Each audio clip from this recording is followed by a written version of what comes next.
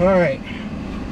Well, that was awesome. I've been invited to, you know, I spam online with some footage. Someone saw it and sent me a message, asked if I would like to help out with a documentary local to the city for good causes.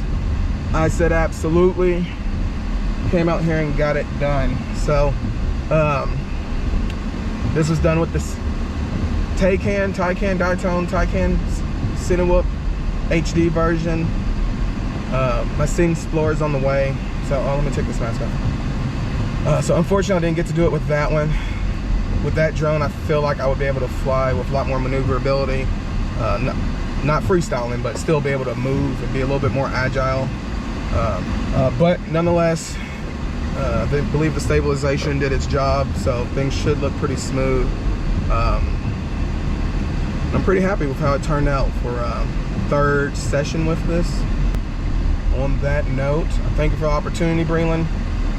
I look forward for any others in the future. Professional video shoot, incorporating all kinds of tools, including the drone. This cinematic drone will come out, so look forward to seeing the post-production. Out.